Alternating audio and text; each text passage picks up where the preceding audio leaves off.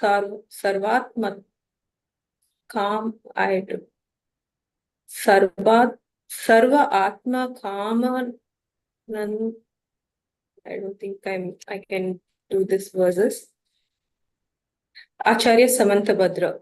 The nature of reality is multifaceted. Just as with respect to the self-existence is the nature of the substance. So also, with respect to non-self, non-existence, Abhāva, is also the nature of substance. What is meant by non-existence, Abhāva? How many types of non-existence are there? Acharya Samantabhadra. Abhāva refers to the non-existence of one substance in another substance. There are 4 types of Abhāva. Prāgabhāva, prior non-existence; Pradhvaṃsābhāva, future non-existence; Anyonabhāva, mutual non-existence; Adyantabhāva, absolute non-existence. Seeker. Please explain the 4 types of non-existence above concisely. Acharya Samantabhadra. The non-existence of the present modification, paryaya in the previous modification, or the non-existence of an effect, modification, before it actually comes into existence, is called prior non-existence or Prāgabhāva. Similarly, the non-existence of the present modification in the forthcoming modification is called future non-existence, Pradhvaṃsābhāva. For example, the previous modification of curd was in milk, in which curd does not exist yet. Hence, non-existence is called Prāgabhāva. And buttermilk is the subsequent modification of curd, in which the current modification of curd does not exist. Hence, that non-existence is called Pradhvaṃsābhāva. Questioner. Revered Guruji, I understood by the example of milk and curd. Please explain it in respect to the soul. Atma. Acharya Samantabhadra. The non-existence of modification of external soul state, Bahiratma, in the present modification of the internal soul state, Antaratma, is called as Prāgabhāva. The non-existence of the future modification of the Supreme Soul, Paramatma, in the present modification is called Pradhvaṃsābhāva. Seeker. And mutual non-existence, Anyonabhāva, Acharya Samantabhadra. Mutual non-existence, Anyonabhāva, refers to the non-existence of the present modification of one material substance, Pudgala Dravya, in the present modification of another material substance. For example, the sourness of a lemon is not present in the sweetness of the sugar. Could you explain it with reference to the soul, Atma? Acharya Samantabhadra. This concept does not apply to the Atma. You have not read the definition carefully, that is why you are asking this question. The definition clearly states that mutual non-existence, Anyonabhāva, is the non-existence of the present modification of one material substance, Dravya, in the present modification of the another material substance. Therefore, it is applicable only within the material substances, Pudgala Dravya, and their respective modifications, Paryayas. Seeker. What is the absolute non-existence? Adyantabhāva. Acharya Samantabhadra. The non-existence of one substance in another substance is called absolute non-existence, Adyantabhāva. For example, there is absolute non-existence between the sentient Jiv Dravya and the non-sentient substance, Pudgala Dravya. Remember, absolute non-existence, Adyantabhāva, applies to any 2 substances among the 6 substances. Mutual non-existence, Anyonabhāva, applies to the present mode of 2 non-sentient substances, Pudgala Dravya. Prior non-existence, Prāgabhāva, applies to any one substance among the 6 substances in its present and past mode, Paryayas. And the future non-existence, Pradhvaṃsābhāva, applies to any one substance among the 6 substances in its present and future Paryayas. Absolute non-existence, Adyantabhāva, alone is applicable to the substance, while the other 3 types of non-existence are applicable to the mode. These 4 can also be briefly described as follows. That whose non-existence, Abhāva, as a rule precedes the arising of an effect is called Prāgabhāva, prior non-existence. That whose presence as a rule causes a cessation or destruction of the intended effect is called Pradhvaṃsābhāva, future non-existence. The mutual exclusion vyavritti of the nature current modification of one Pudgala in the nature or the current modification of another Pudgala is Anyonabhava. And that which denotes non-existence across all three times, past, present, and future, is known as Adhyanthabhava, absolute non-existence. Seeker. What is the drawback if these four types of non-existence above are not accepted? Acharya Samantabhadra. On not accepting the concept of Prāgabhāva, all effects are modes. Karya Paryaya will be considered as beginningless. On not accepting the concept of Pradhvaṃsābhāva, all effects or modes, Karya Paryaya, will persist indefinitely. If the concept of Anyonabhava is not accepted, the modes of all Pudgala will merge and become identical, meaning all Pudgal will become universal. If the concept of Adhyanthabhava is not accepted, all substances, Dravya, will lose their intrinsic nature, relinquishing their individual identities. There will be no diversity among the Dravya, and all Dravya in the universe will become homogeneous. I hope you have understood the nature of these four above well. Seeker. Yes, I have understood. Acharya Samantabhadra. If yes, then tell me which one above is present in the body and Atma. Seeker. Adhyanthabhava. Why, Acharya Samantabhadra? Why is that? Because one is a Pudgal Dravya, another is a Jeev Dravya. And the above between these two Dravya is called as Adhyanthabhava. Samantabhadra. Charya. Which above is present in the book and the pot? Anyonabhava. Because both the book and the pot are present paryaya of Pudgal Dravya. Acharya Samantabhadra. Which above is not accepted by someone who believes that Atma is eternally Keval Gyan entity? Prāgabhāva. Because Keval Gyan is an attribute of knowledge. It is absent in the pre-existing paryaya of Mati Gyan, Srut Gyan, Avdi Gyan, and Manapariya. Acharya Samantabhadra. Someone who believes that this present attachment, Rag, will trouble me throughout my life, does not accept which above? Seeker, Pradhvaṃsābhāva. Because the attachment of Rag of the present moment is absent in the mode or paryaya of future attributes of contact, Charitra Guna. Hence, the present attachment cannot be the cause of future happiness or suffering. Inquirer. What is the benefit of understanding these four types of abhavas? Acharya Samantabhadra. Soul or Atma has committed great sins such as false belief, mithyatva, from time immemorial. Through self-effort, one can eliminate these in the present and manifest the righteousness state of my right belief, etc. Samyaktva, etc. Because the present state is devoid of the past states. Understanding this concept of Prāgabhāva helps one to eliminate the feelings of inferiority, such as I am a sinner, I have committed many sins, and how can I ever be liberated? Similarly, by understanding Pradhvaṃsābhāva, one realizes that no matter how wretched or deprived the current condition may be, an excellent state can manifest in the future, because the present state is devoid of future states.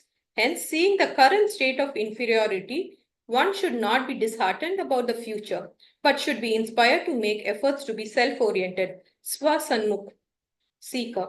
By understanding Anyonabhava and Adhyanthabhava, Acharya Samantabhadra, one Dravya is not the doer or the destroyer of another Dravya, because there is Adhyanthabhava between them. By understanding this, the notion of endless fear, like someone will harm me, dissipates, and the primary dependency of the other will benefit me is eliminated. Similarly, understanding of Anyonabhava also awakens a sense of independence, because when one paryaya of Pudgal Dravya is completely distinct and independent from another paryaya of Pudgal Dravya, then it is also separate from the Atma. In this way, by understanding these four non-existence abhavas, the sense of independence awakens. The expectation from others comes to an end. The feeling of fear dissipates. And the sense of inferiority on seeing the weakness and imperfections of past and present ceases. And the effort to become self-directed becomes active. I hope you have understood the benefits of understanding these abhavas. Seeker. I have understood very well. Acharya Samantabhadra. So tell me, if someone believes that If the body is robust, then the voice will also be strong. What mistake are they making? Seeker. They do not understand the concept of unknown above, because the robustness of the body is a result of ahara vargana, food particles, while the strength of the voice is a result of bhasha vargana, speech particles.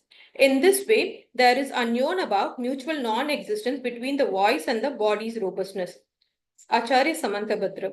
Someone who believes that the soul attains omniscience, Keval Gyan, due to the destruction of the knowledge obscuring karma, Nanavarna karma, what mistake are they making? Seeker. They didn't know about the Adyanta Bhav, because the knowledge obscuring karma and the Atma are entirely distinct. Therefore, how can one dravya be the cause of actions in another dravya? Enquirer. Why is it written in the scriptures that the destruction of the knowledge obscuring karma leads to the attainment of omniscience?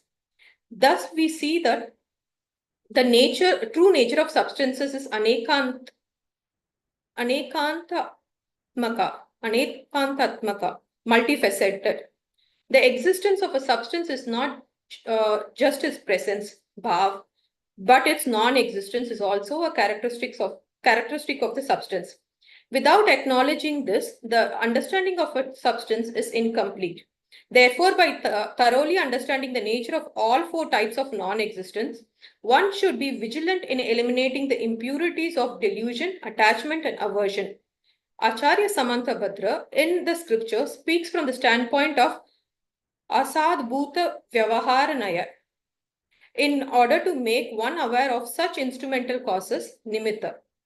However, if one reflects from the standpoint of Nishchayanaya, ultimate perspective, then in reality, one dravya can never be the doer of another dravya's action.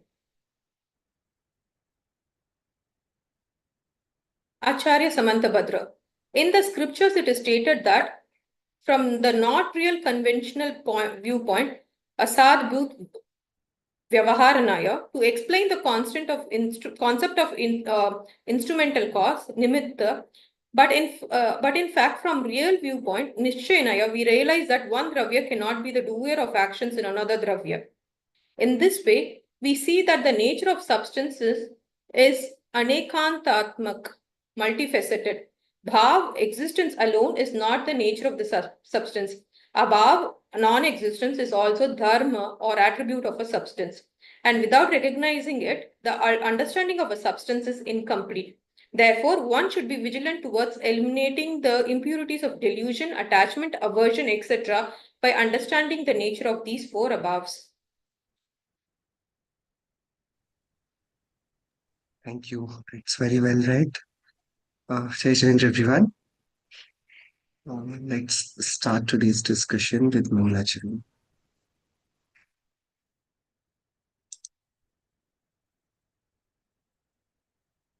Namo Arhantaram, Namo Siddhadam, Namo Ayariyadam, Namo Vajjayadam, Namo Lui Safasapudam. Mangalam Bhagavan Viro, Mangalam Gautamo Gani, Mangalam Kunda Kundatyo, Jaina Dharmostu Mangalam, Sarva Mangalya Mangalyam, Sarva Kalyana Karakam, Pradhanam Sarva Dharmanam, Jainam Jaitu Shasanam, Jainam Jaitu Shasanam, Jainam Jaitu Shasanam, Moksha Margasya Nitaram, Bhetaram Karma Bhupratam, Gyataram Vishwatattvanam, Vande Tatgunilabdhaye, Vande Tatgunilabdhaye, Vande Tatgunilabdhaye. So we all are going to discuss about the chapter 4 Abhavas. We started talking about it in the last session, but today we'll be attempting to do it in much detail and in with more clarity. We are already running behind by about one session, but I think we'll catch up.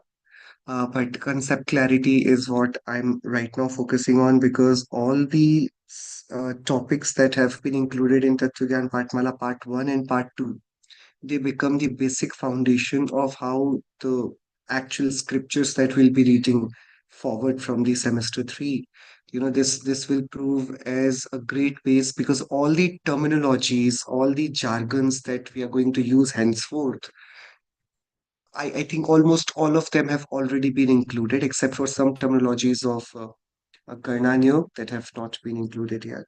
But more or less, we are, diving deep into the Jain philosophy by talking about the very crude concepts of Jainism. Uh, for Abhav, this originates from the fact that we always define this reality by the accumulation of the six substances: Jeev, matter, Dharmastikaya, medium of motion, medium of rest, Adharmastikaya, the space, Akash, and the Kal time. So all these six substances, they come together and they make this reality. They make our visible and comprehensible reality. What I can think of, what I can conclude. Like I cannot see this space because it's invisible, but I conclude that our space is all over the place. The time is there. So these substances, they are called bhav. They exist. So whatever exists is called bhav. And what is it that does not exist? Now, it's a very, very important question. Just like we can never dream of our death, we can never, we can think of our death, but, whenever you'll be dreaming that you have passed away, at the time of that accident, at the time of you falling off your bed, you'll just wake up. Death as a concept is incomprehensible for us. We cannot literally imagine it. We can talk about it, we can think about it, but what it is to be dead, it's unimaginable for us, and therefore we never see it in our dreams as well. It's at the time of that death, suddenly you wake up. That's what we do because it's our nature to always live. So there are things that always exist, and therefore it becomes very difficult for us to imagine and think about the things that do not exist. And so we say, what does not exist will not have prameyatva gun. If you remember six samanya gun, six common attributes: astitva, vastutva, dravyatva, agrulagutva, pradeshatva, and prameyatva. So Astitva gave us the existence, Vastutva gave us the meaning, Dravyatva gave us the courage to function, Agrulagutva as security, it preserved our identity, our attributes, and Pradeshatva gave us the area, the place of work. Yeah, so Pradeshatva. But it was the Prameyatva gun which could be, because of which we could be surveillanced. We could be seen by anybody who has Gyan and whose Gyan has power to see things. So, like Sarvagya Bhagwan, they can see us, not because they are Keval Gyani alone. It is also because we have Prameyatva gun. So, we have become the subject of their knowledge. So, we became Prameya, we became Gyeya, and they are the Gyans. Okay, so Prametva gun requires a substance, and only those substances could be known which have Prametva gun. It's like if I have the Wi-Fi device in my cell phone, then only I'll be able to take your free Wi-Fi that you have in your house. If I do not have a phone that has Wi-Fi function to it, no matter how strong Wi-Fi you have in your house, I cannot take advantage of that. So just as much is it important to for you to have your Wi-Fi, it is also very important for my phone to have Bluetooth, my phone to have Wi-Fi. It has to have it to receive that function from you. Yes. Similarly, no matter how strong the knowledge of Keval Gyani Bhagwan is, it's their Wi-Fi. But in me, should there be installed a functioning Wi-Fi button machine which can be accessed by that external cable gyan. So this my machine is called Prametva gun. So something that does not exist will not have attributes, only because things which exist will have attribute, and if it will not have attribute, it will also not have the attribute of Prametva gun. And if it does not have Prametva gun, then how? With us, with our limited knowledge, and Keval Gyani Bhagwan with his Keval Gyan, how will they ever know about a substance that cannot be known? Therefore, therefore, uh, something that does not exist cannot be known. And therefore, in Western philosophies, we have already discussed it before. If a tree fell down in jungle, did it make sound? It only says that only those things get registered that become subject to our knowledge. If it has not brought to my knowledge, it is as good as it has not happened. That's why the governments do censorships. That's why we need a media which does not present the true picture of the country or of society, because something that has happened but is not told to the people is as good as it never happened. Therefore, every activism requires audience. Without audience, nothing functions. You can be a great artist, you're dancing so well, but the auditorium is empty. Your dance is of no use. Who is there to watch it? So, therefore, the existence requires an active seer, which is Keval Gyani Bhagwan or we all. But if something that does not exist, then it does not become the subject, it does not become the object, and therefore no active knowledge can perceive it. Therefore, non existence does not exist in a way we think. So, what does not exist does not exist. Simple. We don't know what does not exist. The answer to this question, nobody knows. What is it that does not exist? You cannot think about it. Because if you could think about it, it means it exists in some part. So, Hogwarts, does it exist? Harry Potter, Spider Man, Superman, do they exist? Yes, they exist in their comic stores, in your museums, in your books. They exist. They exist in only that form. But in reality, if you want to search where Hogwarts is, they do not. So they exist in imagination. So even in that imagination, we imagine only those things which could be, I imagined a wand which could do some magic tricks. So it's not that wand don't exist. I have a wand with me in my house. But only problem is if I actually do something like this and I chant some mantras, abracadabra, the only thing is that smoke does not come out of it. It does not do, and no laser is coming out. But the lasers and smoke separately exist in my house. Yeah. And this smoke and laser, even if it comes out, that object which is placed in the table, it does not come near me or it does not go farther away from me. But if I try to make it come near me, I can simply tilt it. I can simply pull it towards myself. So those functions exist. All that does not exist is using this wand, smoke coming out, lasers coming out, and that object, it is coming closer to me. This all does not exist in tandem, in synchronicity, but that does not mean that these individual acts do not exist at all. So we could imagine only those things which always existed. We all that what is called creativity. You take one cause, you take one action, and then you mix those mismatched cause and actions. So we say that, okay, I did this and that happened. Usually you would need to press a button to make this fan run. I would just stare at it and it will run.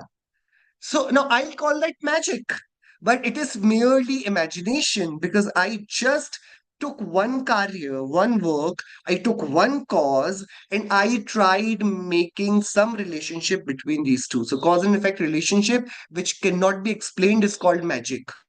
Magic is science unexplained, something that you do not know yet. You have not figured out yet becomes magic. The moment you crack it, it becomes a trick. It's not called magic then. Yeah. So magic is nothing but the cause and effect relationship which is not being shown to you yet. But there is no magic in this world. Everything is cause and effect relationship. So there are certain mechanics that we do not understand. And because of our not knowing about those mechanisms, we call it, we get astonished. We feel wonder because we don't know it. But that does not, if that magician is taking out dollars and dollars, pounds and pounds out of his hat, then why is this poor person selling his 10 pounds, 20 pounds ticket? Why does he not simply sit in his house and just take out the money? Why does he have to pull an act? But no, this money that is coming out from his head is not real. I mean, it's not actually the magic. Else he would not be performing it. He would have been sitting in some island enjoying the life without, becoming an act in front of you. So saying that what then does not exist. So what we know is things exist, but there is one more step. Things do not exist into each other. So I exist, you exist. I do not exist in you. You do not exist in me. So abhav is absence of one existence into another. Abhav is not the absence of existence, because we do not know what does not exist, because nobody can know what does not exist. Then what is non-existence? Non-existence is always absence of one phenomenon into another. Absence of one paryay into another. Absence of one attribute in another. Absence of one person in another. Absence of one substance into another. That is called absence. Okay, so when I say that he is no more, it is incomplete sentence. He is no more here. His absence is in this place now. He used to be here. He's absent from here. He's not absent. Nothing ceased to exist. So therefore we call it he passed away. He did not pass off. He passed away. Away. He used to be in this place. He's not in this place anymore. Does not mean that he does not exist at all. He does not exist here. Yes, everyone. So while we'll be thinking about what does not exist, what gets finished, what gets destroyed, what gets destructed, we are not talking about absolute destruction. We are not talking about absolute absence. We are just talking from one Dravya Kshetra Kal Bhav. It has now traveled to another Dravya Kshetra Kal Bhav, from one gati to another gati, from one place to another place. That travel, it is often called as he's no more.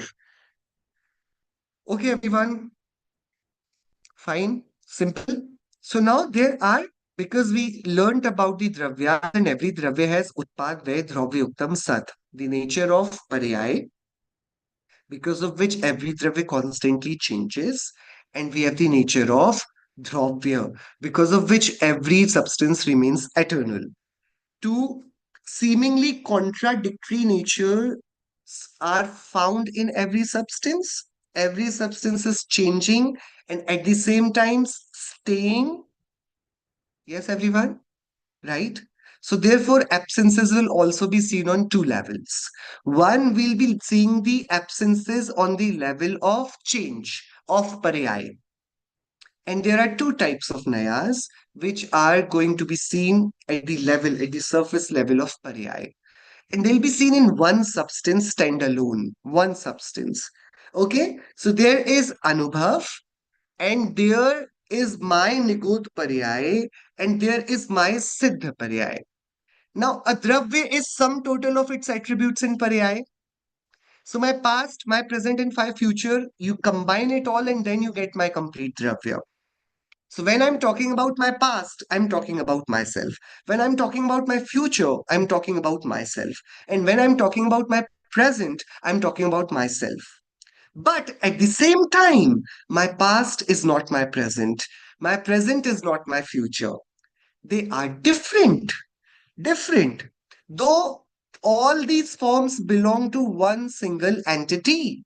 Yet, yet, these three different modes, these three different modifications, these three different paryai, they are three, they are not one. What that line was, what Mahavir Bhagwan was, and what Siddha Bhagwan is. They are one substance. That line was same which Mahavir, King Siddhartha's son Mahavir, Vardhaman, who took birth. And that same soul is now Siddha, sitting in Siddhishila, just at the top from, if you see, if you reach Pavapuri and you go to the Jal temple, and then you can see some Shreni, in the straight line, if you see, the Siddha Bhagwan is there. These three people, they are not three people, they are one. Yet they are three. So when I see them three, it is because of Prāgabhāva and Pradhvaṃsābhāva. When I call them one, it is because of the dravya. It is because of the commonality that I'm seeing. One soul. I'm seeing one soul spread in, the great timeline of past, present, and future. That one entity is one Atma. Okay, but this same Atma used to be lion, is Vardhaman, will become Siddha. Okay, so will become matlab it is not Siddha as of now. Why it is not Siddha as of now? Because of Pradhvaṃsābhāva. The future paryaya is absent in present. Okay, so then it is why are you calling him Vardhaman? Call him lion. He is lion. No, no, he is not lion. He used to be a lion. So the past is also absent in present. So past is in Prakrit is called Prak. Abhav is absence. The absence of past in present. Prak, past. Abhav, absent. Past is absent. Where? When? At present. It is called the Prak Abhav. And it is a great, great, great character. Great leveler. Every paryaya that has gone is gone. People would go to their browsers and they will go to n number of sites, and then you know what, they will delete their history. Why would somebody delete their history? You send somebody a message and then you did delete for all. What do you want? Why did you do the delete for all? Yeah, you don't want them to, and earlier in group when you would delete something for all, it would appear that, okay, it has been deleted by this person for everybody. But then even that was a bit embarrassing. Why did you have to delete it? Yeah. So now only admins can see it. The other members, they do not get to see that what got deleted, who got removed. Yeah, because we want to undo certain things and we want to not leave any trace of that happening. We want to erase all bad memories. We want to undo whatever wrong we did in the past, and Prag Bhav is our delete button. Prag Abhav is saying don't worry about all the wrong things that you have done in your past. Whether you want to delete it or you don't want to delete it, it is getting deleted. It is not going to show up in your present. Therefore, every present paryay is the new opportunity for you to have a fresh start. No matter what you used to do, you were a chore, you were Anjan chore, don't worry. You also can become contender of becoming Arihanta and Siddha. Don't worry, your past is not going to haunt you. Thanks to Prak Abhav, your past is always absent in your present. So whenever you start is a brand new day. Yeah, no, no, we are starting very late. What could we do? We did not study this at all in our entire lifetimes. Are we too late? How can we, make best of whatever time we have with us now? Prakabhav says, don't worry. Everybody starts like this only because timeline is same for everybody. So whatever happened, it has gone. It is vyay. Vyay means it has gone. It will never have its reincarnation. The past will never pop up. It cannot. It cannot. Therefore, make peace with it, move on, have a fresh start. This is the message of Prak Abhav. Okay, what does Pradhvaṃsābhāva says? Do not be too worried about your future. Your future is of uh, no relationship. It does not have any relationship with your present. So what you are today and what will you be tomorrow, there is technically literally nobody who can predict it because it sometimes moves exponentially. You may think that, okay, I will do this and then I'll do that and then I'll become this and then that and then somewhere down the line, I'll become a Muniraj, I'll become a Arihant, I'll become Siddha. You know what happened with our Ganadhar, Gautam Swami, Indrabhuti Gautam?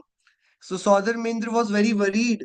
Bhagwan Mahavir's Samavsharan was all done. It was all made. Everybody was sitting, waiting for Bhagwan Mahavir to say something. And like this, over 2 months passed. For over 60 days, 66 days it is actually. That is more than 2 months. For more than 2 months, every day people will come, they will sit down and they'll wait that Bhagwan will utter a word and then we'll all be blessed with the with honey. But it did not happen. And on 66 days, Father Mindra, started thinking, what is wrong? Enough. This much time should not be taken. Why Bhagwan is not saying anything? And then he realized, oh, there is no Gandhar. There is no main Gandhar.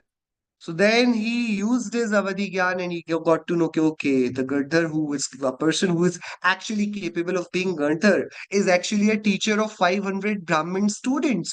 And he's a great teacher, but very arrogant, very proud. So he went to Indrabhuti Gautam. He made himself a very old man and he said, oh, my guru has gone into meditative state. He does not speak anything. I have a few questions. I have heard that you are all wise. You have such good following. Please, could you answer my question? Indrabhuti Gautam was actually very flattered. He said, okay, please shoot. Tell me a question. And he said, Trekalyam Dravya Shatkam, Chhe Dravya, Sat Tattva, Panchastikaya, Nav Padarth. What are all these things? And these things do not find any place in Hindu texts. So, Indrabhuti Gautam was perplexed, but he could not admit in front of his disciples that, okay, I don't know these answers. So he said, out of arrogance, I'll not answer you. Take me to your guru. And Soderman said, okay, fine, that's what I wanted. And then they went to Samav Sharan.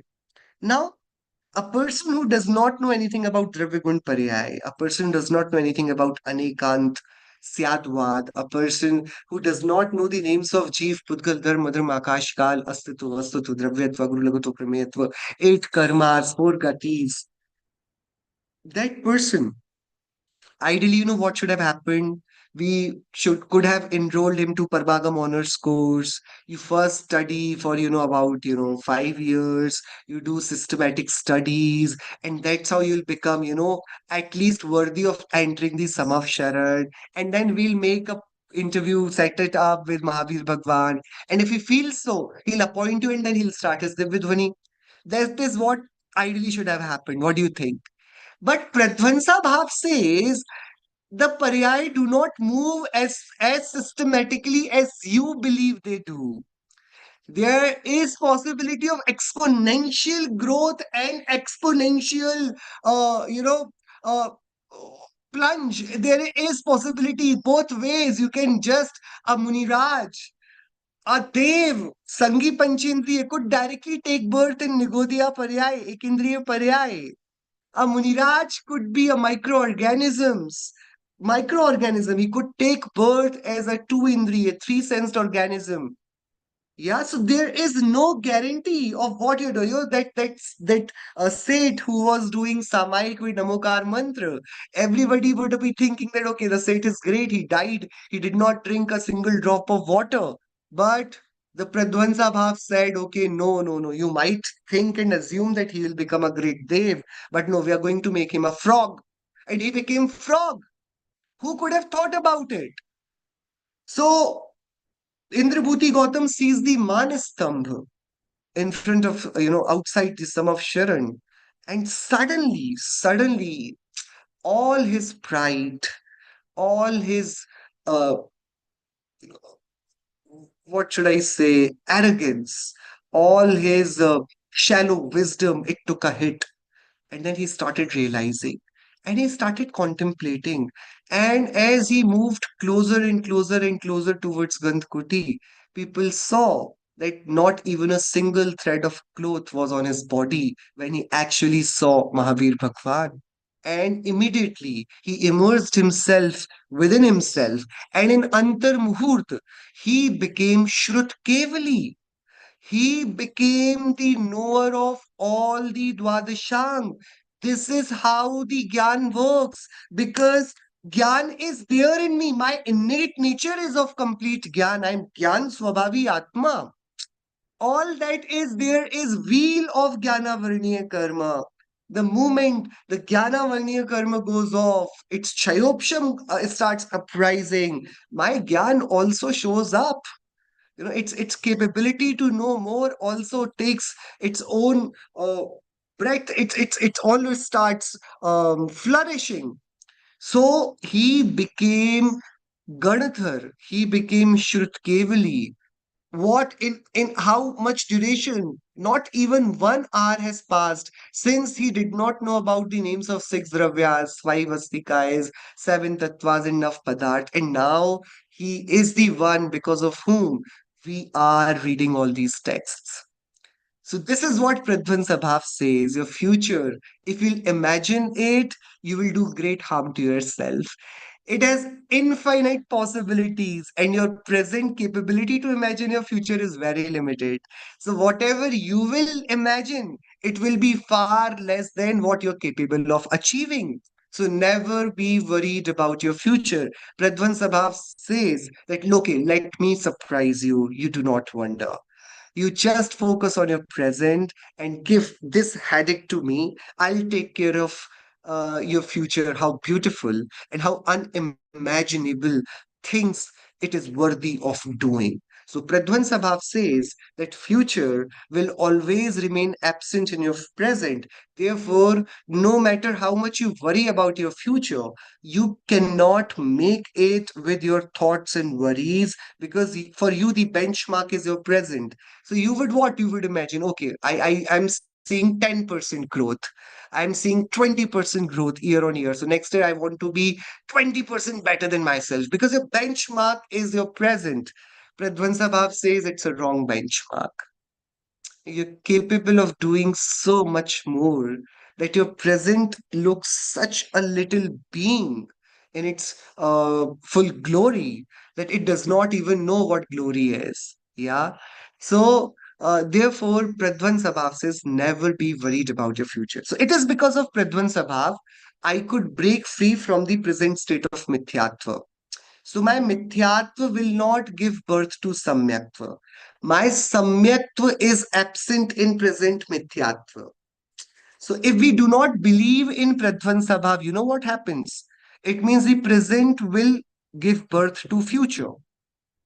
It means from mithyatva will samyaktva come. If past and present and future, they will all be connected, then there will be great problem of cause and effect relationship. So I did not know about this topic. That was my present. It is from where I start. So if you say my present is responsible for my future, then in future I know a lot many things. And in present I'm not knowing anything at all. So did that a lot of knowledge come from no knowledge? The present mithyatva, I was under wrong belief, and in future I had to have right belief. So if present is what leads to future, then that right belief arised out of wrong belief. Could there be a relationship between the mithyatva and samyaktva? So if we do not believe in Pradhvaṃsābhāva, then we believe that okay, present is what makes the future, but that would mean ignorance is what makes the wisdom. uh, Wrong belief is what makes the right belief. But that is not the case. So there is a great absence between two paryayas. So if it is the distance between past and present paryaya, it is called, that distance is called Prāgabhāva. They are not related. And if the distance we are trying to see between future and present paryaya, then the distance is called Pradhvaṃsābhāva. Okay, simple, everyone. Simple. So I hope the first two abhavs are very clear, and they tell us, the Prāgabhāva says that you do not have to be worried. स्वयं किए जो कर्म शुभाशुभ फल निश्चय ही वे देते, करें आप फल देय अन्य तो स्वयं किए निष्फल होते. So whatever you have done in the past, it will come to its fruition in the present. But should you be worried about that fruition? Should you be worried about the actual results of your past doings? Prāgabhāva says no. So you were culprit yesterday. You are an upright man today. You do not have to be carrying the baggage of what you did in the past. You'll have to definitely bear the consequences of it. But those consequences will not dictate how you take it up, how you feel about it. So, paap ka uday does not make us papi. So, just because wrong is happening with me does not mean I'm wrong. The fruition of pap karma is not the proof of I being a sinner. I'm not sinner. That way, Parshvanath Bhagwan will become sinner because upsarg is happening on him. Upsarg is pap ka uday. So if wrong is happening with Parshvanath Bhagwan, then Parshvanath Bhagwan must be wrong. He's not the right person. That's why the wrong is happening with him, right? No. The present uday of pap karma does not define you. How you remain untainted even in that adversity is what defines your character. So, to not indulge in any sinful act, despite having every reason to be sinful, is what will define our present. And therefore, Prak Abhav and Pradhvaṃsābhāva, they are great levelers. They tell us that, okay, come out of the grief of your past, regrets of your past, and do not just limit yourself till your present. Your future is going to be glorious, but you do not have to worry about how the future will look. The future will in turn show you that. You just focus on your present. Okay? Now, after having solved the problem of paryay and the absences between two paryay, we moved forward and we started seeing the reality, the individual entities. And then we started seeing the absences in one substance's absences into another, right? So it happened on two levels. One, it happened at the level of the physical world. So you see this gate, this is a gate. And in this gate, you could see this red circle. There is this red circle. And then there is wood. Okay, this is also wood. This is also wood. But it is colored pink. It is colored red. Okay? They both are the same substances. They both are the same substances. But what Anyunya Bhav say, though you see it like one whole piece of wood, but it is not one piece of wood. So what it says is the present paryai of this pink wood is absent in the present paryai of this red colored wood. Two matter particles, they are individual entities. No matter how closely knit they are, how closely they dwell together, no matter how close they are to one another, that does not prove that they will be influenced by each other. Yeah. So in a locker made up of iron, you put your golden jewelry made up of gold. Do you never get scared? What if, there is so much of iron, the majority of iron in that locker, and, the gold is in minority? What if the entire majority of iron, it could convince gold to be in their party? What if the gold get inspired by seeing being surrounded by the iron, by the metal? What if it tries to change its own nature? If that was the possibility, none of you would have kept any of your jewelry into that locker. Yes, because the tiffin is made up of steel, and you have kept food into this tiffin box without the fear of your food getting converted into steel or the steel getting converted into food. Why is that happening? Because one Pudgal Dravya's present paryay is absent in the other Pudgal Dravya. And therefore, the particles of your eyes are different from the particles of your eyelashes. So your eyelash is made up of different, your finger is made up of different uh, particle, and your nails are made up of different touch texture. They both are Pudgal. They both are sharing the same space, yet they have distinct type of identity and they are working in a different way, in a different type of fruition. They are having the different type of individual modes. So, though this entire world which is visible to us is Pudgal, is one Dravya, Pudgal, yet every particle is independent of another particle when it comes to, do its own pariyai, to function on its own. So my one white hair cannot encourage the another black hair to join the party.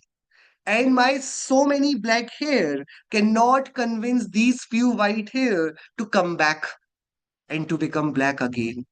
Your skin, the entire skin which is untainted, cannot convince that one single part of skin where the pimple has shown up. Because the particles where the pimple has shown up are independent, and it is anyonya abhav between them and this skin. So this Pudgal particle is independent of this Pudgal particle. So they both are absent in each other. It is to say that when in one single body, two different matter particles do not get inspired by each other, then I, being the very different knowing entity of a different category altogether. I am not Pudgal, I am Jeev. Yet I want to control this entire body. The body is telling that these particles do not listen to their fellow brothers. The Pudgal does not listen to Pudgal, and Jeev is expecting that Pudgal will listen to Jeev. This is such great stupidity of Jeev that it believes that Pudgal will follow its order, when the reality is one Pudgal particle does not follow the orders of the same, its own neighbor matter particle does not get any hearing from the fellow Pudgal particle. Yes, everyone. So Anyonya Bhav says, though you think that this is all one, please open your eyes. Nothing is going to remain the same. It will all change. पुद्गल का क्या विश्वासा, जैसे पानी बीच पताशा, जैसे चमत्कार बिजली का, जैसे इंद्रधनुष आकाशा. You cannot believe in Pudgal. You put patasha, you put sugar cubes in water. You've put in sugar cubes in water and you came back after 1 hour. Where are those sugar cubes gone? You did not find any sugar cubes in that water now. Where have they gone? They have become water themselves. Pudgal ka kya vishwasa? Just as you saw the lightning, the thundering lightning in the sky, and you just told your friend, hey, see there. And the moment this friend turned his face, the lightning was gone. It is as quick, the change, the transition of Pudgal. It is not at all trustable. It is not trustworthy. It is not believable. This is what Anyonya Abhav says. That, okay, beware. Whichever ground you're standing on, you never know when the earth itself tears apart, when the earthquake comes, when you find yourself submerged in this earth. Nothing whatsoever is trustworthy, could be trusted in this world. Therefore, we call this samsar as asharan sansar. You cannot believe in anything here. Yes. So Anyonya Bhav says the present modification of one Putkal Dravya is absent in the present modification of another Putkal Dravya. So if I take medicine, will it cure me? So the present paryay of medicine is absent in the present paryay of this body particles. Therefore, medicine does not heal the body. This is what Anyonya Abhav says. If you have a lot of lentils, good healthy food, will your body get a lot of proteins? Anyonya Bhav says no. You do not get your proteins from all these supplements. If your body is capable of producing protein, it will do so independently. One Pudgal particle does not inspire anything in another Pudgal particle. Otherwise, you want a proof, then the same medicine should carry the same effect in different bodies. But it does not do so. It never does so. Same medicine does not give the same effect taken by the same body in different seasons. I had headache earlier, I took it, I got relieved in 2 hours. Again, next time I had headache, I again took the same medicine. It did not work. That same medicine is working at some instances and not working in other instances. This is also happening because of Anyunya Bhav. Okay? So everything that we see and we try to achieve playing with Pudgal, this is Anyunya Abhav. Okay, everyone. See, this is for Bhed Vigyan. When the Pudgal could not be controlled using Pudgal, how can it be controlled using my Gyan? So Anyanya Bhav is here to tell us, to make us beware, do not expect, do not over expect from the Pudgal. When the Pudgal is so arrogant that it does not listen to its fellow brothers, same community people, one Pudgal is not listening to the fellow Pudgal. Why will it ever care what Jeev is saying? ठीक है? And then comes the fourth abhav, which is the absolute abhav. It is atyant abhav. Earlier, while I was looking at the single entity, one soul, I was looking at one soul and it had its past, it had its future. So I was saying my past is absent in my present, that was Prāgabhāva. My future is in my present, absent, it is Pradhvaṃsābhāva. Then we took two metal particles and we saw their present paryay, and we saw that there is no relationship whatsoever. So you ate food and therefore you became so heavy? No, you did not because of that. Because food particles and your body, they had anyunya abhav working between them. So it's mutual non-existence. So nothing that you see, you turn on the switch and therefore that fan is working. No, it is not so. They have anyunya bhav in them. So this was to just limit to the visible world. We were only talking about the Pudgal Dravya. But now we're talking about the absolute non-existence. So one Dravya, let's say this is me, is completely absent in other Dravya, which is body. So I and body have atyant abhav. We are absolutely, completely absent in each other. What does it mean? I cannot do the work of this body. So एक द्रव्य दूसरे द्रव्य का कुछ कार्य नहीं करता. That concept is stemming from which abhav? It is coming from atyant abhav, absolute absence. What does it say? That one substance does not and cannot do the work of another. Do the work of another, it does not even touch the other substance. It does not even feel the other substance. One substance cannot do the work of another. One reality is absent in another reality. Because it is absent in another reality, therefore it is omnipresent, it is eternal. If I could be present in the other reality, then I would have to be absent in myself. And therefore, I would have not been eternal. But since I'm eternal, it became important and mandatory for me to be absent in all other realities.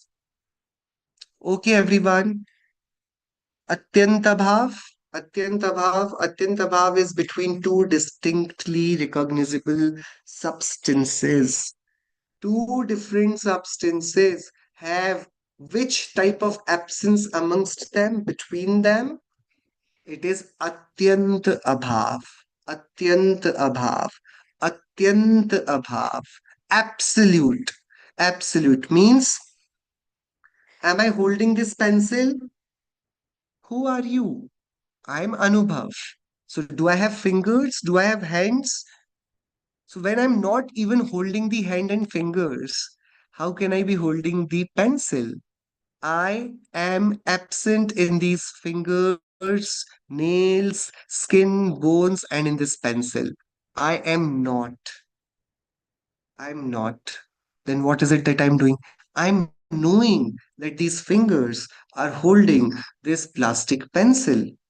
This knowing is what I'm capable of doing, not holding, not writing, not keeping it in these hands. This is not my work. So Atyantabhav says one dravya cannot do the work of another. Okay, can karma bring trouble to you? Speak. Can fruition of karma do odaik bhav in atma?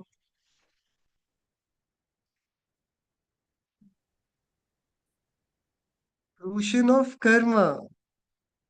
Is it capable of doing odaik bhav in atma? No, the karma and its fruition is the paryaya of karma. It is absent in the paryaya of jeev. So odaik bhav is not done by the uday of karma. It is from nimitta naimittik sambandh, cause and effect relationship that we are saying. The bhavs of jeev which happened because of the nimitta of karmic fruition.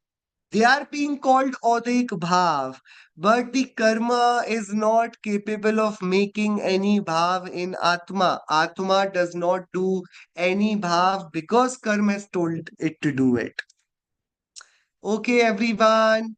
Did Siddha Bhagwan destroy 8 karmas? Did Siddha Bhagwan destroy? So karmas are Pudgal Dravya. Siddha Bhagwan is Jeev Dravya. One Dravya is absent in another. Siddha Bhagwan did not touch the karmas. How can he destroy the karmas? Siddha Bhagwan is absent in 8 karmas. 8 karmas are absent in Siddha Bhagwan. Fine. But I to have the 8 karmas, na. I am actually strangled by these 8 karmas. Yes or no? Do you have 8 karmas with you or not? 8 karmas are absent in me. I am absent in 8 karmas. I and the karmas have atyant abhav between us. Understood, everyone? This is what was being talked about towards the end of this chapter, if you've read it. We just read the chapter, right? What is being talked about? See, it is written by Acharya Samantabhadradev, and Acharya Samantabhadradev was a great advocate of Jain logic, Jain Tarka, Jain Nyaya, and in his scripture called Aptami, which is going to be read by us in the second bhag of Tattvajñāna Pāṭhamālā, Bhag 1, last chapter would be Devagama Stotra. So this chapter is coming from the 6 lines of that Devagama Stotra. Karika numbered as ninth, 10th, and 11th of Aptami Mansa is where this chapter is coming from. It is originating from. Yeah. So Acharya Samantabhadra, the same Acharya who wrote Ratnakaran Shravkachar, the same Acharya who wrote Swayambhu Stotra, amazing Acharya. He wrote Aptami Mansa, which is called Devagama Stotra, where he talked about the logic in great length. And he established Anekantamayi Vastu, the Syadvada Vidya was established by him there. So he has written this chapter, and in this chapter, it very, very, very well put between the interaction between Acharya Samantabhadra and his seeker, his disciple.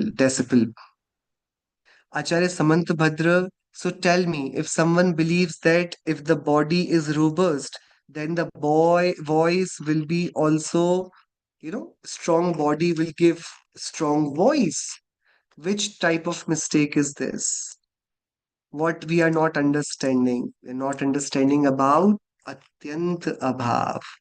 Because I have eaten a lot, I'll be very strong. I go to gym on daily basis. Yes. Have you been to gym? Do you jog? Atyanta bhav. I do not. I cannot, uh, cannot do literally any exercise which requires this body to be engaged because I'm not body. But in the absence of the wisdom of Atyanta Bhav, we are so involved, so indulged in the doings of this body. Right? Okay, let's stop here for a 2 minutes break. I hope this has not been very heavy. We already talked about it in the last session. It is very simple, but it is with practice that we are going to practice it in the coming chapters as well. So don't worry, the conceptual clarity will come the more we read other texts and starts applying which abhav is being talked about here. Okay, so let's take 2 minutes break now. Meet.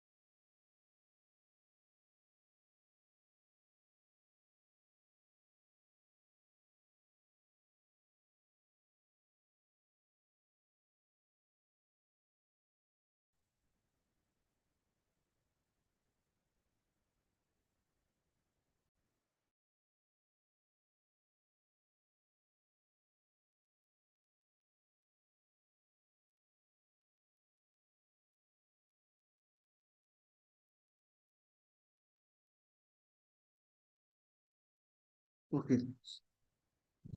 So there are a few doubts on the chat box.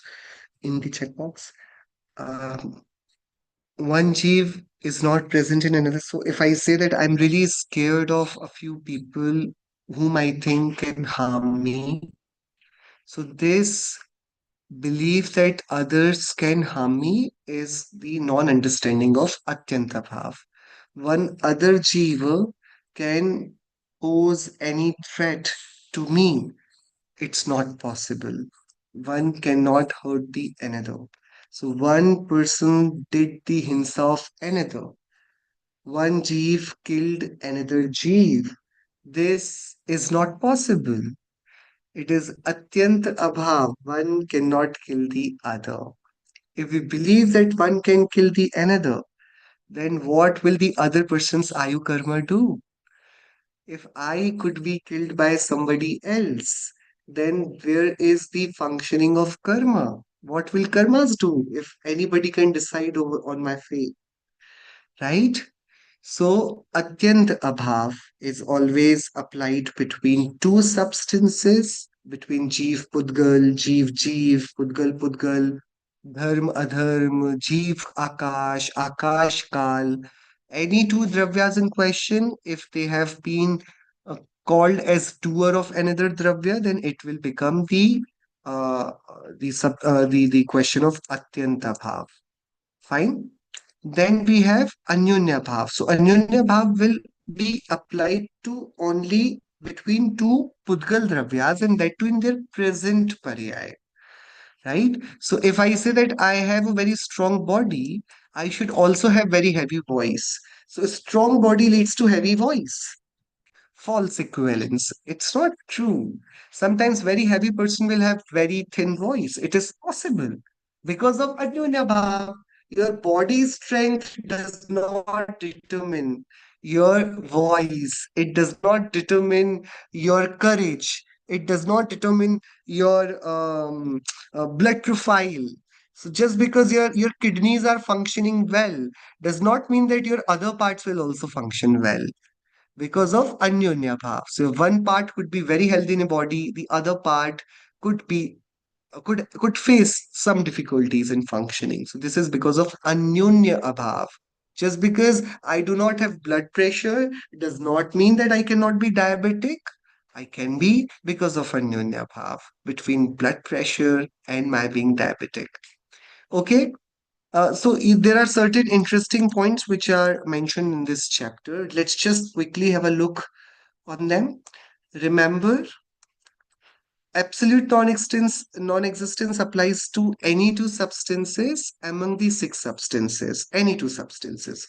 Mutual non-existence Anyonya Bhav applies to the present mode of two non-sentient substance, which is Pudgal Dravya. Prior non-existence, which is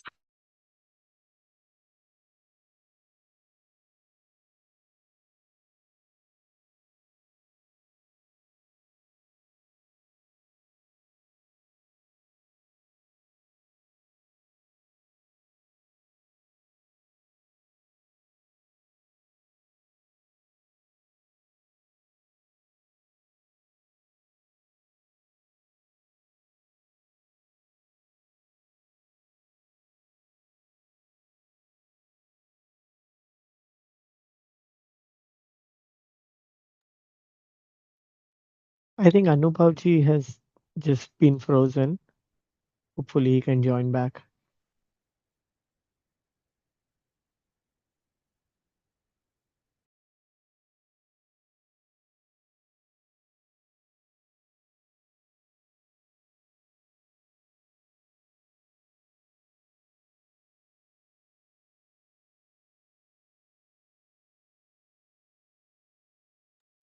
Mirat, thank you for posting the jar above PDF.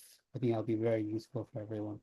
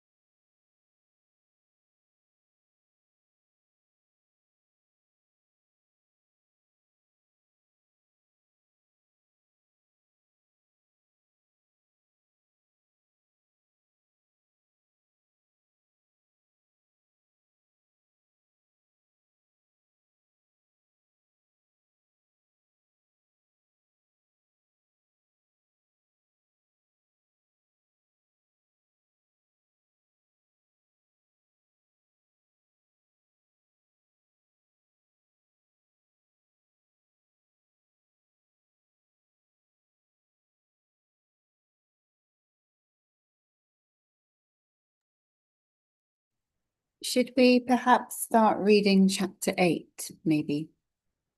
I'm not sure. I've messaged him. Let's see if Pāṇḍavas can reply, but not sure how long it's going to take.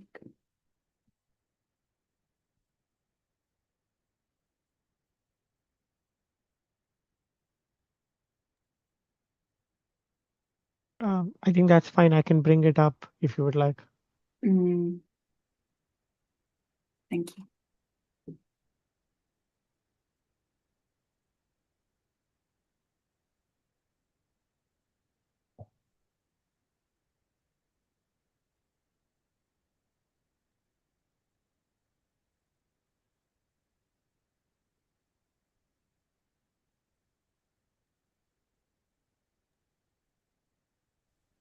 I can read you. Oh, thank you, Raj.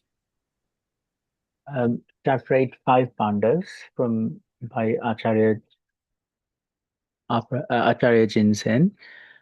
In ancient scriptures, after Padma Puran, the most widely read ancient Puran in the Jain community is the Prāgabhāva. It consists of 66 chapters and 12,000 verses. It vividly describes the character of the 22nd Tirthankar, Bhagwan Neminath.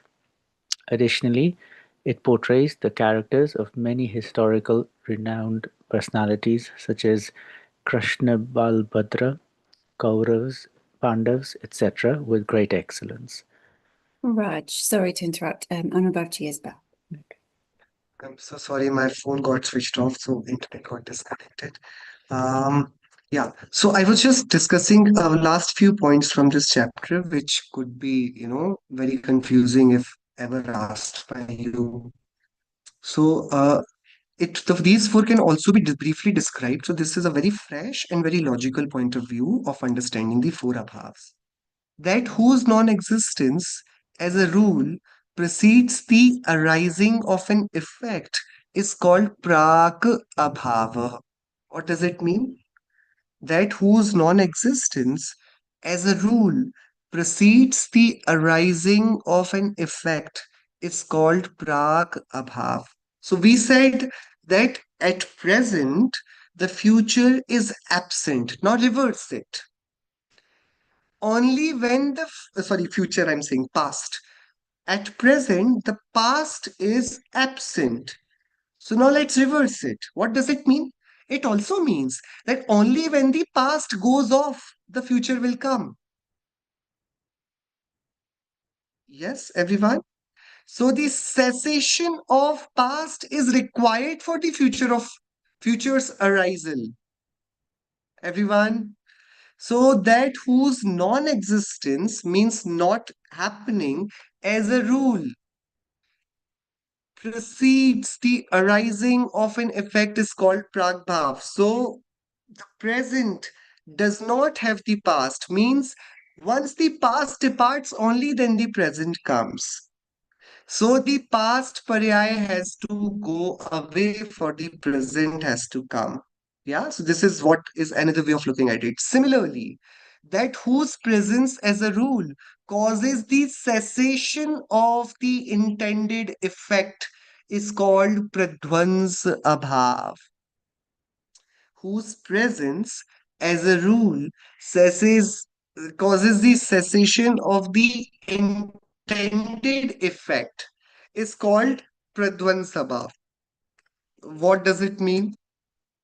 In the Prāgabhāva, we were calling that its presence requires the cessation of the past paryaya. Now for Pradhvaṃsābhāva, the cessation of the present becomes important. So as a cause, if I read it in Hindi, it would be like जिसके सद्भाव होने पर नियम से विवक्षित कार्य का अभाव होता है. So what you try to intend, if I want to achieve samyak darshan and I am at the state of mithya darshan at present, so the present, as long as the mithya darshan does not go, the samyak darshan will not come. So the Samyak Darshan requires this Mithya Darshan to go. Or as long as the present will be there, future will not be able to come. As long as past does not depart, the present will not come. As long as present stays, the future will not happen. So Pradhvaṃsābhāva focuses that okay, if future is there, forget about if present is there, forget about the happening of the future. If present is there, it is definitely that past has ceased to exist. So they both act as the dividers of the time. They divide the time into three. So the last paryaya, it got over, it got completed. Therefore, the present came. And as long as the present stays, the future cannot come. This is what Pradhvaṃsābhāva says. So it will require the cessation of the present. So what you intended to do will not happen as long as this intending paryaya does not go away. Okay? Next, the third one, the mutual exclusion of the nature of one Pudgal in the nature of another Pudgal is Anyunya Bhav, the present paryaya of two Pudgal Dravyas, and that which denotes non-existence across all three times, past, present, and future, is known as Atyanta Bhav, that we will never be one, no matter how long the time is past. So the body and the soul will never be united, no matter for how long they live together. The milk and the water will not become one, no matter for how long do they stay together. The gold and silver will not merge into one, no matter for how long they are melted together and kept together in the form of an idol. So, two substances will never become one in all past, present, and future. This is what Atyanta Bhav says. And because of Atyanta Bhav, we say that other substance cannot harm me. One substance cannot do the work of another. एक द्रव्य दूसरे द्रव्य का कार्य नहीं करता है. It comes from the message of Atyanta Bhav. So when I say I will destroy karma, we're talking from the perspective of Atyanta Bhav, and it will become a lie. I cannot destroy the karma. I'm saying it from the perspective of Vyavaharnay, that we will destroy the eight karmas. We cannot destroy the eight karmas. Eight karmas will cease themselves to exist. That is called their destruction. And I will come up with Anant Darshan, Anant Gyan, Anant Sukh, Anant Virya. So I will turn to Keval Gyan. I will not destroy Jnana Varniya Karma. I will have fruition of Keval Gyan in me. And when that happens, the Jnana Varniya Karma itself will turn itself into a karma roop. It will not remain a karma. It will turn into a karma because it is a pudgal. So these are the four abhavs that we all need to be very thoughtful of. So all the statements like I write, you don't write, I speak, you don't speak. There is attent abhav between you and your speech. There is anyunya abhav between the body and the speech. So if we are applying it to two Pudgal substances, it becomes Anyunya Bhav. If we are applying it to Jeev and Pudgal and any two substances, it becomes Atyant Abhav. Okay? ठीक है? Any questions? Because many confusing questions will be asked from this chapter, that I'm sure. Yes? Simple. It's simple. Fairly simple. I am feeling thirsty. This belief, if it is the belief, then which abhav am I ignoring? I feel thirsty.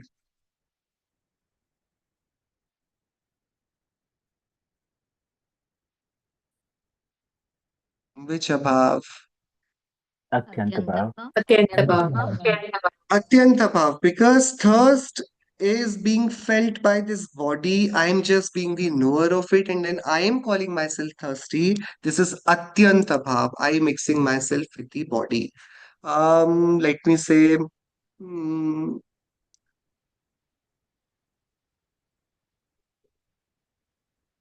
I will destroy krodh, anger. I will destroy anger.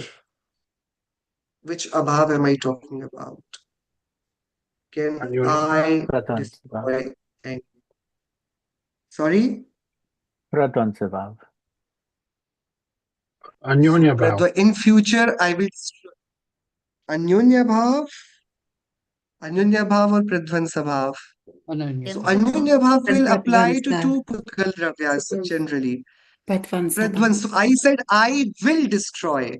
It means that I have not destroyed. So when there will not be an anger, then I'll not be calling that I'm going to destroy the anger. So as per the definition of Pradhvaṃsābhāva, the anger is, and for it to be destroyed, I'll have to then move on to the future paryay.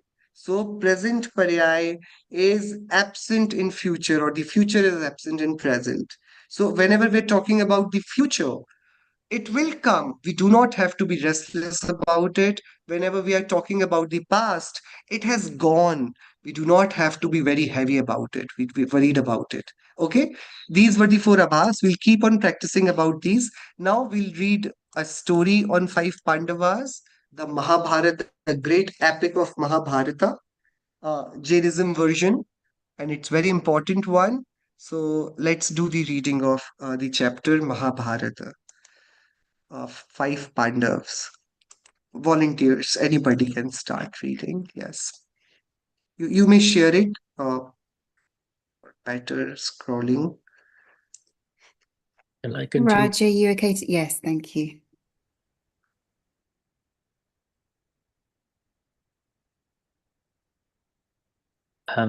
I'll start again. So 5 Pandavas by Acharya Jinsen.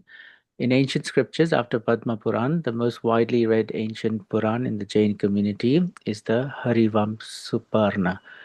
It consists of 66 chapters and 12,000 verses. It vividly describes the character of the 22nd Tirthankar Bhagwan Neminath. Additionally, it portrays the characters of many historically renowned personalities such as Krishna, Balbhadra, Kauravas, Pandavas, etc., with great excellence. Its author is Acharya Jinsen. Acharya Jinsen is different from the author of Mahapuran, Bhagavad-Chisanacharya. He was Acharya of the Punata Sangha. Punata is the ancient name of Karnataka. This Sangha stayed for about 200 years near Karnataka and Kathiawar. The Rajvansas, ruling dynasties of Gujarat, had special reverence and devotion for this Sangha. His teacher's name was Kirti Sen. He completed the scripture in the year 840 of Vikram Samvat, whilst residing in the Nanaraj Vasati temple in Vardhaman Nagar. Besides this scripture, no other work by Acharya Jinsen is available, nor is it mentioned in any other scriptures. This grand scripture alone is sufficient for his eternal fame. Renowned scholar Pandit Daulatramji Kasaliwala of Jaipur has written the commentary of Harivansa Purana. The present lesson is written based on the aforementioned renowned scripture Harivasampuran. To acquire detailed information about the Pandavas, one should study the Harivasampuran and the Padma-Puran. Kapilji, would you mind being Suresh, and Raj, you can carry on as Ramesh? Yes. Is that okay? Oh, there's also a teacher. Okay. We'll work it out. Yeah. Suresh, I won't leave you today until you give me money. I won't leave you. Why won't you let me go? If you didn't have the money, why did you make a bet? I just said it casually. I don't know anything. Give me the money.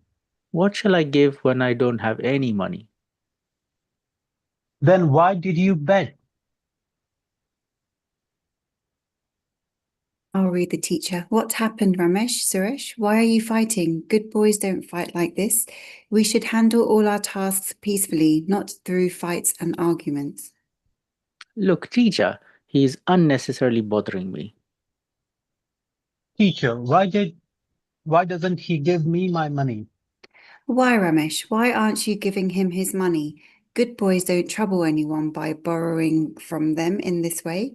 You should have returned his money without him asking. This situation should never have come up. Teacher, when did I take money from him? Why is he asking for it if you have never taken it from him? He didn't borrow money, but he made a bet and lost. Now, why doesn't he give me the money? What? You gamble? Good boys never gamble. No, sir, we just made a bet. When did we gamble? Playing with money, any form of wealth, or engaging in any work based on conditions or placing bets with a view of winning, losing is gambling. It is a very bad addiction. People who get caught up in it not only harm themselves spiritually, but their worldly life also becomes chaotic. Even the mighty Pāṇḍavas had to face numerous difficulties by involving in gambling. Taking this into consideration, pledge today that you will never gamble again and will not engage in any activity involving stakes. Who were these Pāṇḍavas? Many years ago, in the kingdom of Hastinapur, in the Guru Jungle region of Bharatvarsh, there was a Prāgabhāva king called Tattvajñāna. He had 3 queens, Ambika, Ambalika, and Amba. From these 3 queens, Dhritarashtra, Pandu, and Vidura were born respectively. King Dhritarashtra's brother Rukman's son was named Bhisma. Duryodhana and other 100 sons were born to King Dhritarashtra's queen Gandhari, who are known as Kauravas. Pandu had 2 queens named Kunti and Madri. Karna. Pandu's son was born from his non-traditional marriage, but he was separated due to fear of disgrace. Later, Yudhishthira, Bhim, and Arjun were born as 3 sons. Madri gave birth to Nakul and Sahadev. Yudhishthira, Bhima, Arjun, Nakul, Sahadev. These 5 sons are known as the Pāṇḍavas. We've heard that there was a huge war between Kauravas and Pāṇḍavas. Tension grew between the Kauravas and the Pāṇḍavas for the kingdom. However, Bhisma, Vidura, and Guru Dronacharya meditated and brokered a compromise. Half of the kingdom was given to the Kauravas and the other half to the Pāṇḍavas. But their mental conflict did not end. Who was Guru Dronacharya? You don't even know about Guru Dronacharya? He was Bhargavaswami and was skilled in archery. He taught archery to both Kauravas and the Pāṇḍavas. His son was Asvatthama, who was also adept in archery like his father. If a compromise was reached, then why did the battle happen? Didn't I tell you that their minds were not clean? Once the Pāṇḍavas were sleeping in their place, the Kauravas set their house on fire. They set the house on fire? That was a very bad thing they did. Did the Pāṇḍavas die in the fire? No, listen, they indeed committed a act. It is through such violent behaviors that a country and society are destroyed. The Pandavas managed to escape through the tunnel, but people assumed that the Pandavas died. This incident of the Kauravas caused great disgrace among the public, but the Kauravas, were pleased. The nature of wicked people is to find joy in violence. So where did the Pandavas go? They stayed incognito for some time and eventually reached the capital city of King Drupad, called Makandi. There, King Drupad's daughter was having a Swayamvar. An announcement was made that she would choose a man as her husband who could string a bow. The Kauravas and the others were also present at this Swayamvar, but no one was able to string the divine bow. In the end, Arjun accomplished it effortlessly, and Draupadi placed the wedding garland around Arjun's neck. We have heard that Draupadi married all 5 Pandavas. No, Draupadi was virtuous. She placed the wedding garland only on Arjun's neck. She considered Yudhishthira and Bhim as father figures, being elder brother-in-law, and Nakul and Sahadev as son, being younger brother-in-law. So why is it said otherwise? The thing is, when Draupadi was placing the garland around Arjun's neck, the string of the garland broke and a few flowers fell on the Pandavas standing nearby. Some people who were envious of them and came with the hope of marrying Draupadi spread the false accusation that she chose all 5 Pandavas. The Pandavas were disguised as Brahmins. Hence, none of the attending kings, including Duryodhan and Kauravas, could recognize them. Duryodhan didn't like the idea of an ordinary Brahmin taking Draupadi as a bride in the presence of mighty kings. Therefore, he instigated all the kings by saying that in the presence of great warriors, a simple Brahmin should not marry Draupadi, as it would be an insult to all the kings. As a result, a fierce battle erupted between the kings present, including Duryodhan and the Pandavas. When no other archer could stand firm in front of the archer, Arjun, Guru Dronacharya himself came forward to fight. Seeing his guru standing, Arjun became humble and respectful, greeted the guru, and sent a letter of reverence through an arrow to Gurudev. When Guru Drona learnt the Arjun and Pandavas were still alive, he was very pleased and shared this news with everyone. Once again, Guru Drona and Bhim's Pitamaha facilitated a reconciliation between Kauravas and the Pandavas. In this way, the reconciliation between the Kauravas and the Pandavas took place, and they started living in Hastinapur, sharing the kingdom equally. So you mentioned that the Pandavas gambled, but that doesn't seem to be the mention in this story. Yes, listen, one day Duryodhan and Yudhishthira were playing the game of dice with a wager. In that game of dice, they even staked their kingdom for 12 years.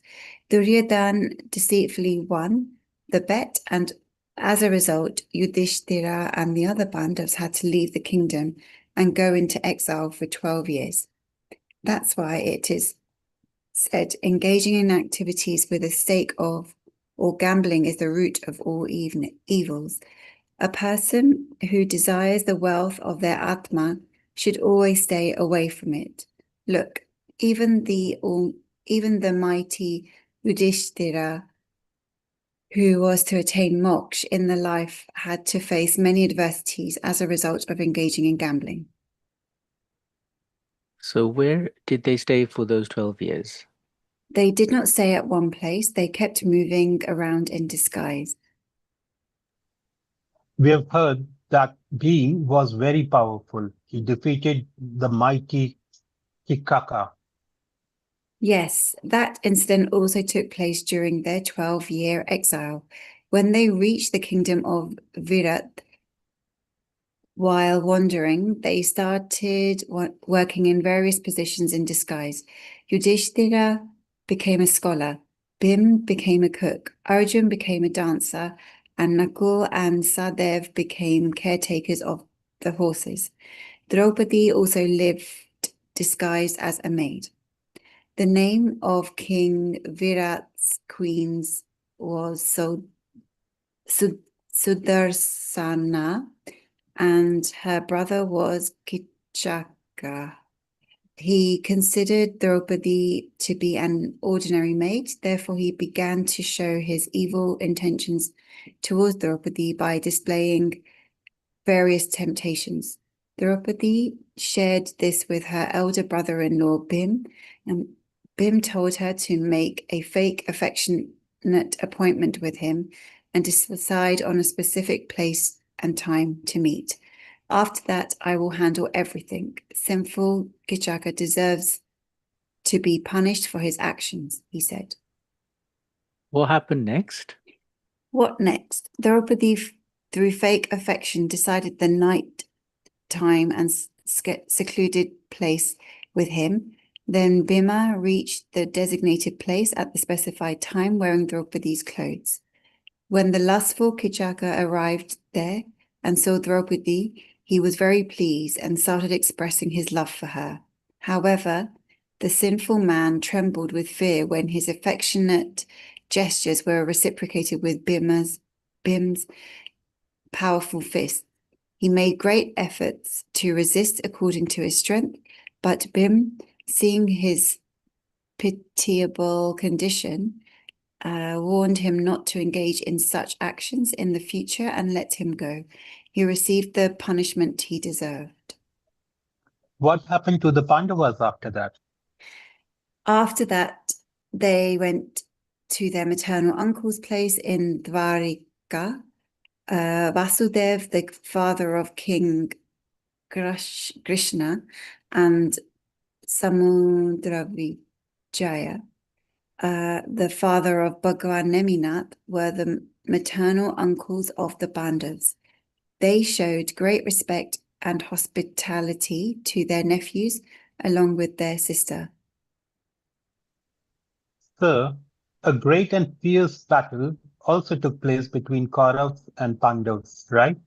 Yes, it did. But the battle was not just between the Kauravas and the Pandavas. The entire India subcontinent got entangled in that war because in that battle, Narayan Krishna was with the Pandavas and Prathinarayan Jarasandh was with the Kauravas. Therefore, the battle took the form of a great conflict between Narayan and Prathinarayan. When Narayan Krishna emerged victorious in the battle and became the Arjakravarti ruler of the three Khand, the Pandavas naturally attained the prestigious position of Mahamandaleshwar of Hastinapur. Yudhishthira was a righteous king with a serious and compassionate nature, and so he was known as Dharamaj Yudhishthira.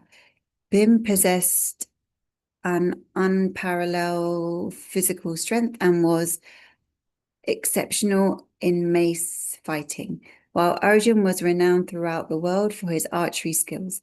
They enjoyed a peaceful reign for a long time. And then? What happened next? After a long time, the terrible event of the destruction of Dwarka deeply saddened Yudhishthira's heart and detached him from the worldly affairs. One day, free from all desires, the Pandavas, along with their entire family, went to offer their respects to Bhagavan Neminath in his Samosharan. Thereupon, hearing the Divyadvani, their Vairagya grew stronger. In Divyadvani, it was being conveyed that true happiness is not found in material pleasures. True happiness resides within the Atma. The welfare of Atma lies in understanding oneself and detachment from all Bharpadat and being absorbed in Gnan Swabhava Atma. Worldly gains and losses are merely a play of punya and bap, and they do not serve the welfare of Atma. It's futile if Atma considers happiness in the times of punyodaya and grief in times of babodaya. The meaningfulness of human existence lies in being detached from the entire world and concentrating on Atma. Upon hearing Divyadvani, all the 5 Pandavas immediately took the Digambara Diksha, which destroys the cycle of birth and death.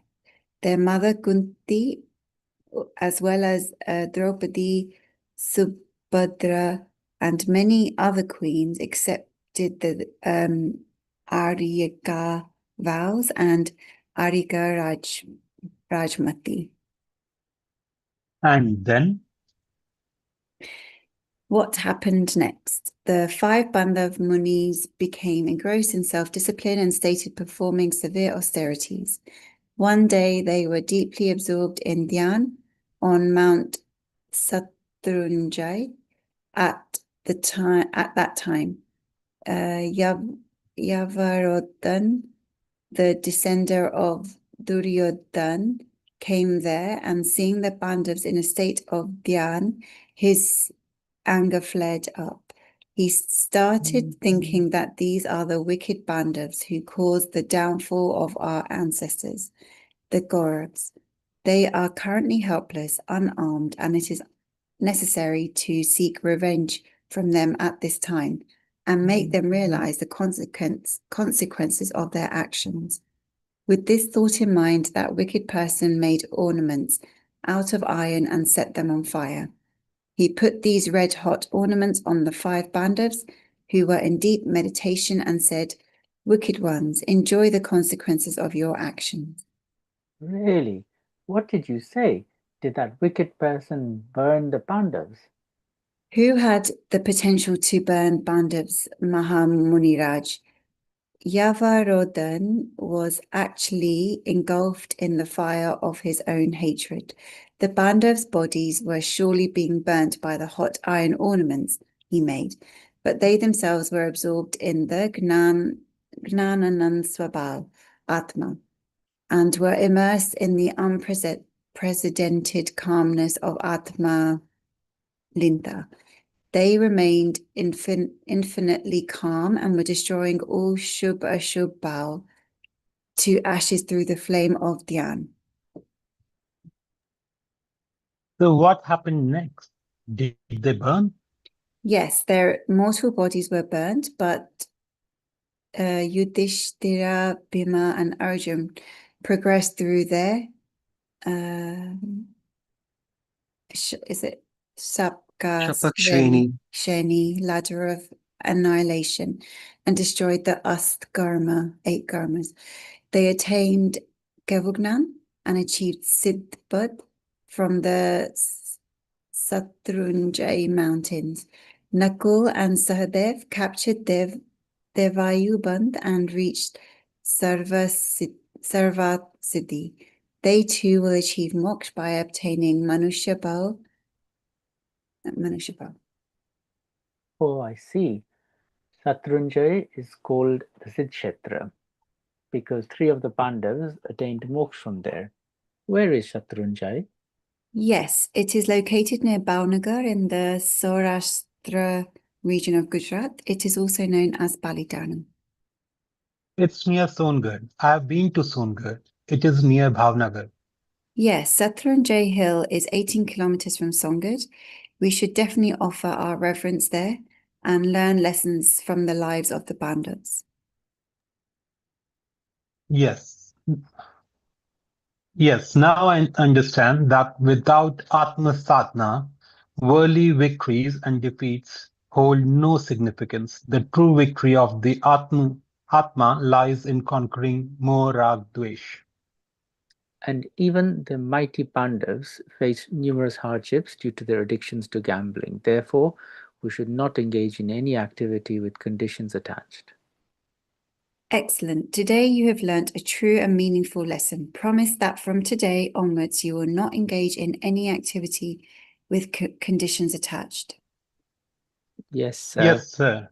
We promise that from that today onwards we will not will not engage in in any activity with conditions with attached. conditions attached. And we will also inspire our companions not to work with not conditions. to work with conditions. Thank you. Wonderful, beautiful. Yeah, so in short, what we read here is the entire Harivansh Purana written by Acharya Jinendra, and it's a very long text which was very concisely put up here in this chapter. And it highlighted essentially two things. One, the misconceptions about the Kauravas and Pandavas and making it all about just Kauravas, Pandavas, and Sri Krishna. The battle of Mahabharata was much bigger than what it is portrayed, and it was battle between Narayan and Prati Narayan. So Narayan was Sri Krishna and Prati Narayan was Jarasandha. And it is contemporary to the times of 22nd Tirthankara Bhagwan Neminath Dev, and it happened around the same region. Shatrunjay is where the three Pandavas attained moksha from, and the two Pandavas, Nakul and Sahadev, they went to the Sarvar Siddhi. The second major learning of this chapter is about gambling and the high, uh, advertisement of gambling and promotion of gambling in today's world is unprecedented, and it damages in ways we cannot imagine. Therefore, we have put it in the place of vyasanas, addictions. So the seven addictions as gambling, jua is as the first addiction. So this chapter also was to highlight that. So it's very interesting story, very long story. Maybe later when we talk about other granthas, about other chapters, if it comes contextually, we'll take smaller stories that are mentioned very briefly in this chapter, like the story of Kichak and how he then became a monk and then attained nirvana. From Kushil to Brahmacharya to Nirvana. It's a great story of transformation about how the great kings Pandavas, they had to live for 12 years in ways, they'll have to camouflage and not be recognized to be able to serve those 12 years. So even the great kings had to go through so much. The karmas, the world, the way it revolves, it's really cruel. And therefore, ultimately, they attained Vairagya and then they became Muniraj. And even after becoming Muniraj, they had to face the heat of Upsarga, and they did not get swayed by that Upsarga as well. So it's a beautiful, beautiful story, beautiful Prathamanyog chapter of Mahabharata of five Pandavas. We'll be listening to its stories in more details later whenever the reference arises. Let's stop here for, I think, the Gandharvachan of today's session. Thank you. We have Prabhupada today.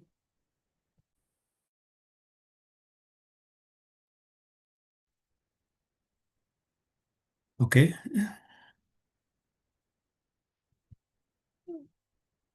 So today's Gandharvachan is on Panch Pandav. This is a story from Harivansh Puran by Acharya Jinendra. King Dhritaraj of Hastinapur, Uttar Pradesh, had three wives, Ambika, Ambalika, and Amba. First Queen Ambika had 100 grandsons, Kauravas. The second queen, Ambalika's son, Pandu, had two queens, Kunti, who was 22nd Tirthankar Neminath's Faiba, and Krishna's Faiba as well, and Madri. They had five sons, Pandavas. There was also a dispute between Kauravas and Pandavas for the kingdom.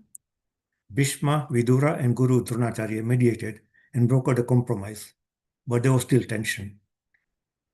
One night, while Pandavas were asleep, the Kauravas set their palace on fire. The Pandavas escaped through a secret tunnel. Pandavas lived incognito and reached King Draupadi's capital. They attended Draupadi's Swayamvar disguised as Brahmins. Draupadi's Swayamvar required stringing a divine bow. Arjun succeeded effortlessly and Draupadi garlanded him. Duryodhana objected to a simple Brahmin marrying Draupadi and caused a battle. Arjun defeated all warriors. Guru Drona himself came forward to challenge Arjun. He respectfully greeted his guru, revealing his identity. Drona and Bhishma again reconciled the Kauravas and Pandavas, who returned to Hastinapur and shared the kingdom. One day, Duryodhana and Yudhishthir, who was the eldest Kaurav, and Yudhishthir played dice with a bat. Yudhishthir lost the kingdom for 12 years due to Duryodhana's deceit. Pandavas wandered in disguise. They visited their Mama Vasudev, who was father of Krishna, and Mama Samudra Vijay, who was father of Bhagavan Neminath in Dwarka. Later, a war took place between Kauravas and Pandavas. Narayan Krishna supported Pandavas and Pratinarayan Jarasandha supported Kauravas. Krishna emerged victorious and became Ardh Chakravarti. Pandavas became Mahamandaleshwar, rulers of Hastinapur.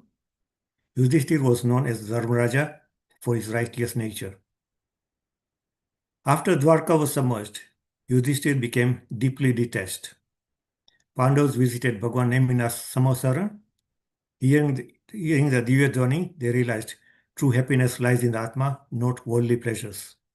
Gains and losses are merely punya pap. All five Pandavas took Digambara Diksha. Kunti, Draupadi, Subhadra, and others also took Arjika vows. Pandavas performed deep meditation on Mount Santranjay near Songad.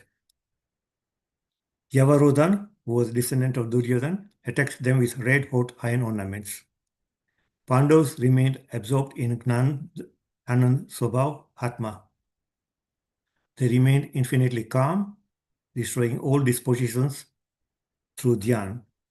Yudhishthir, Bhim, Arjun completed Kshapakshani, destroyed all 8 karmas, attained Keval Gnan, and achieved moksha from Satrunjay. Nakul and Sahadev attained Dev Ayubandh, reached Sarvat Siddhi, and will attain moksha in their next human birth. Thus, Pandavas' journey from attempted murder, exile, battles, and royal life to ultimate renunciation, meditation, and liberation emphasizes Jain values of non-violence, detachment, and the supremacy of the soul. The 5 Pandavas in Jain philosophy are also compared to 5 extraordinary inner strengths that arise in a spiritually awakened soul. They represent 5 spiritual dispositions that help destroy karmas and stabilize right belief. Number 1, Samveg, the shock that awakens the soul. This creates urgency to seek liberation. Number 2, Nirved, disenchantment with worldly pleasures. This is not depression, but is clarity of thought. Number 3, Subhav, pure auspicious inner disposition. The anger, pride, deceit, and greed begin to soften. Number 4, Bodhi, is awakening of right understanding. Scripture knowledge becomes experience. Samyak Darshan becomes stable. Number 5, Pravriti Samkshay. Inner purity increases.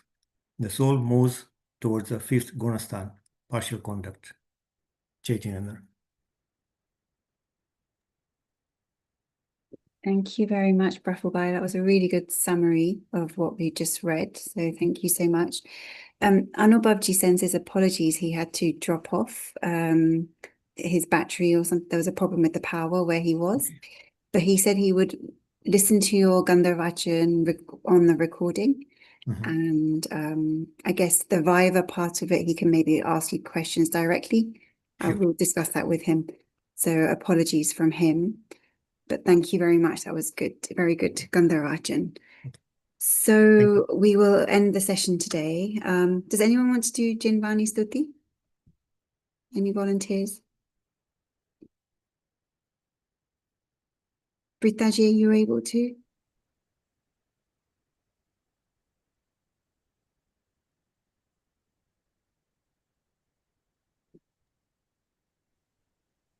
I can do it otherwise. Oh. Thank you, Raj. निज नीति निज में बताई यह अनंत उपकार है इसके लिए जिन वाणी माँ को वंदना शत बार है इसके लिए जिन वाणी माँ को वंदना शत बार है 9 times the Mokar mantra.